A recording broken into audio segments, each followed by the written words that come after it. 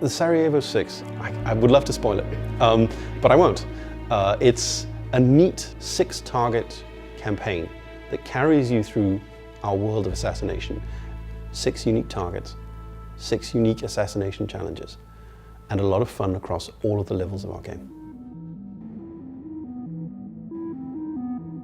The Sarajevo Six, as the name suggests, there are 6 of them, and they're linked by common history in the Yugoslav wars of the 90s. All 6 targets were part of a mercenary group operating north of Sarajevo.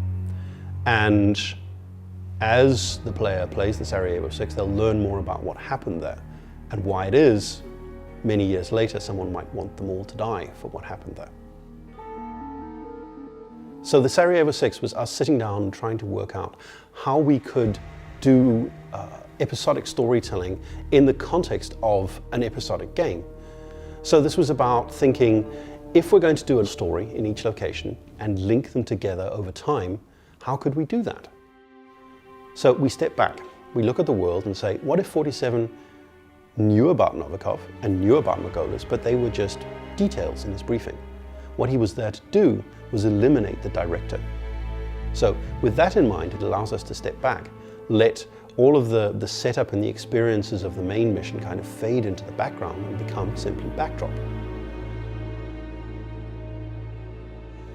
We set about thinking, what if the showstopper, this fashion event of the year in Paris, what if that was not about Viktor Novikov?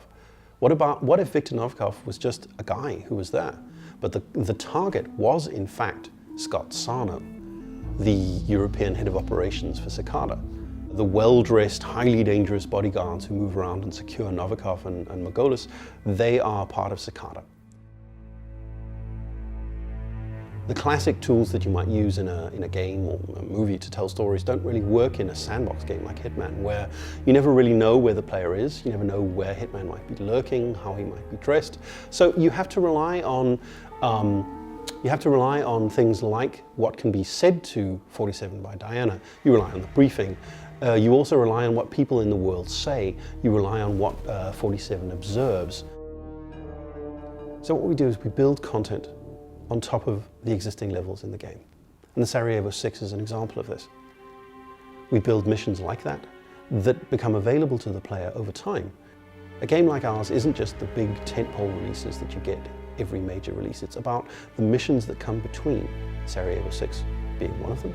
So you really want to sit down and take the time to follow a Sarajevo Six target or an elusive target to really get the full picture of what's going on, to really understand the narrative that these have.